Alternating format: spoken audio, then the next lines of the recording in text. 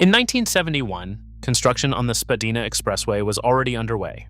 The highway would have run through some of Toronto's most established neighborhoods on its way into downtown, clearing residential blocks the same way American cities were clearing them throughout the 1950s and 60s.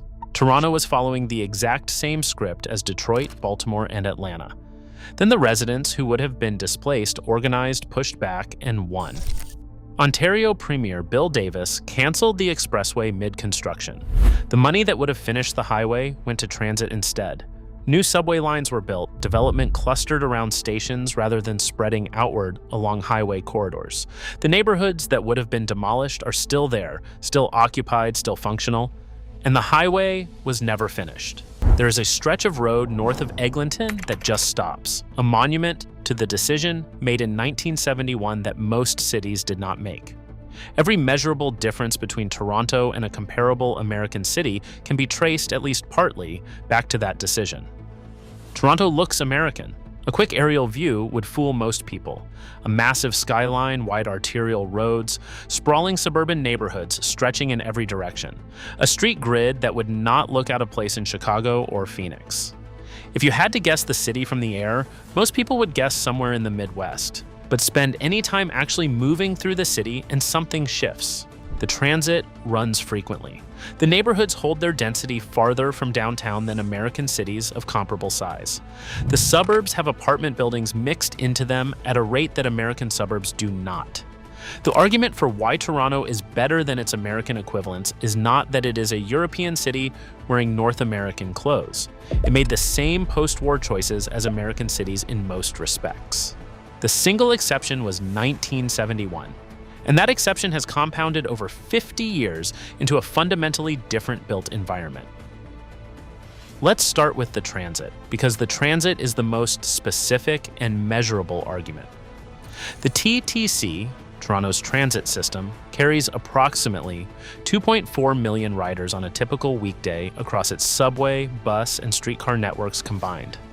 The rapid transit subway component alone carries over 1 million riders per day, making it the third busiest metro system in North America behind New York and Mexico City, a ranking that holds whether you count total ridership or just the heavy rail system.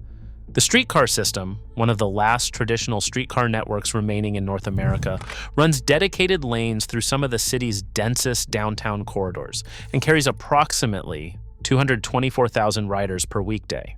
About 25% of Toronto commuters use public transit, the second highest rate among all Canadian and US cities. That last figure is the one that matters most for the comparison. In most major American cities outside of New York, transit is something people use when they have no other option. The person on the bus in Atlanta is, statistically, someone who cannot afford a car. In Toronto, the person on the subway is equally likely to be a lawyer heading to Bay Street. The difference is not cultural, it is structural. When you cancel the expressway and build the subway instead, you create a city where transit is faster than driving for a meaningful number of trips. When transit is faster than driving, people across income levels take it. When enough people take it, the system generates the ridership that justifies more investment and more frequent service. Toronto has been in that cycle for 50 years. Most American cities built the highway and have been in the opposite one. The density is the other half of the argument, and it connects directly to the transit because one produced the other. Toronto's population density is approximately 11,468 people per square mile, more than 3 times as dense as Houston or Atlanta and roughly comparable to Chicago. At its peak, Toronto had more construction cranes operating simultaneously than any other city in the Western Hemisphere, building high-rise residential towers at a rate that exceeded New York, Chicago, and Miami combined. That has since slowed significantly, a story covered separately, but the density those cranes produced is permanent. What distinguishes Toronto from comparable American cities is that the density does not drop sharply at the edge of downtown the way it does in most US metros. Neighborhoods like Kensington Market, Leslieville, and Little Portugal are built at a human scale, with a mix of apartment buildings, row houses, and tightly packed single-family homes and duplexes along narrow streets with active sidewalks.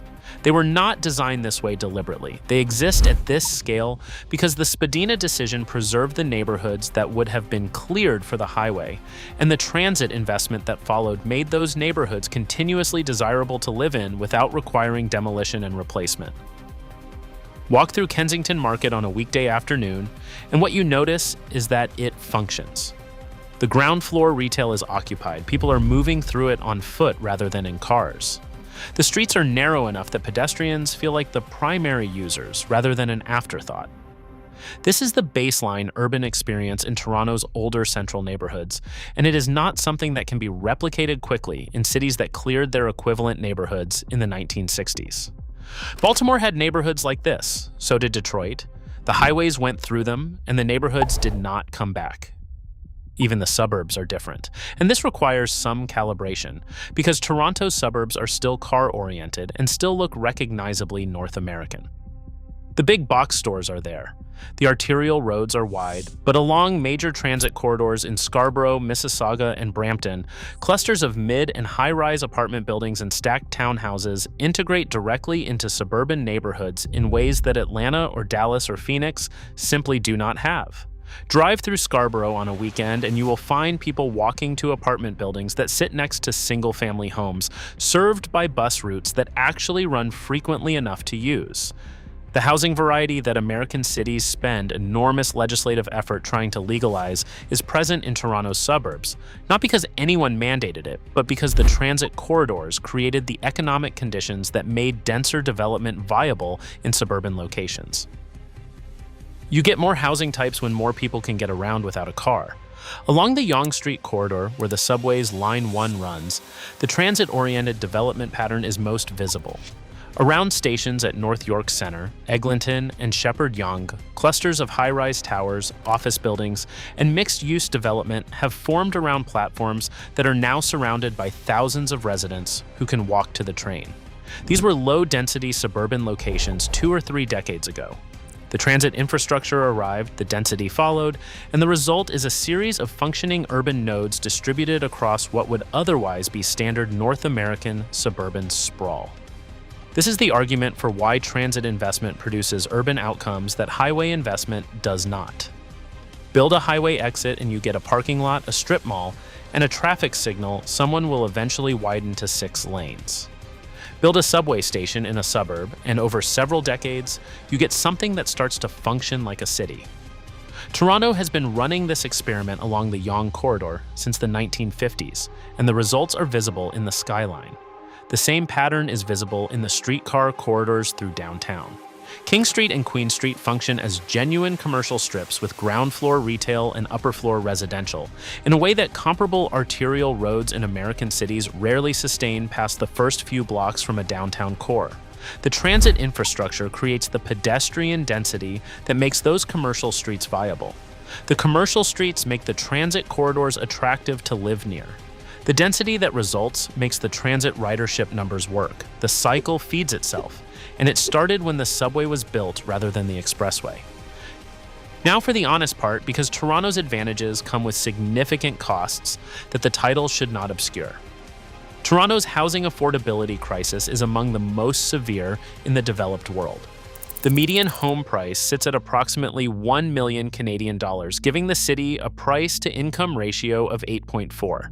Renting follows the same trajectory, with one-bedroom apartments in central neighborhoods consuming a significant share of monthly income for most earners. The same transit investment and density that made Toronto's central neighborhoods desirable also made them expensive. And the zoning that protected those neighborhoods from highway demolition in 1971 also limited the new housing supply that would have moderated prices in subsequent decades. The transit system itself is under strain. Line 1, the subway's busiest corridor, runs at or near capacity during peak hours. Delays ripple across the system quickly. Outside of the transit corridors, road infrastructure is heavily burdened by suburban commuter traffic in areas where car dependency is still the reality for most residents. In 2025, drivers in Toronto lost an average of 100 hours to congestion, making it the second most congested city in Canada and among the worst in the world by that measure. The transit investment was significant and consequential. It was not sufficient to eliminate car dependency across a city that still grows primarily outward into low-density suburban land. The housing crisis and the transit strain are related to each other in ways that are uncomfortable to acknowledge. The decision to preserve neighborhoods rather than demolish them was the right decision in 1971. Those neighborhoods are still there and still functional and still the reason Toronto feels different from comparable American cities. They are also, in many cases, zoned to remain at the same low density they were at in 1971, in a city of 6 million people in the metropolitan area. The same political mobilization that stopped the expressway has, in subsequent decades, resisted the density that would have kept those neighborhoods affordable. Toronto is better for the Spadina decision. It is also more expensive because of it. In June 2025, Toronto passed citywide sixplex zoning, one of the most significant housing reforms in the city's history, allowing multi-unit buildings on single lots across all residential zones. It is a genuine step. Whether it is a large enough step to address a housing crisis decades in the making is a different question. Toronto is better than comparable American cities in the ways that most directly affect daily life. The transit is faster, more frequent, and more used. The neighborhoods are denser and more walkable farther from the city center. The suburban development integrates housing variety that American suburbs have mostly not built. The city made one consequential decision 50 years ago that American cities mostly did not, and the compounding effects of that decision are visible in every morning commute, every density figure, and every active commercial street that exists in a city that could have built a highway through it instead.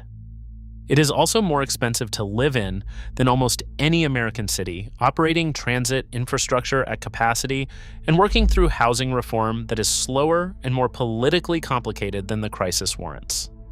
The congestion is real. The affordability crisis is real. Better than comparable American cities is a specific and limited claim measured against the specific things that the suburbs and transit and walkability arguments care about. It is not a claim that Toronto solved the problems American cities are still grappling with. It is a claim that Toronto, by canceling one highway in 1971, avoided compounding those problems as severely as the cities that did not. 50 years of compounding is a long time. The difference is visible.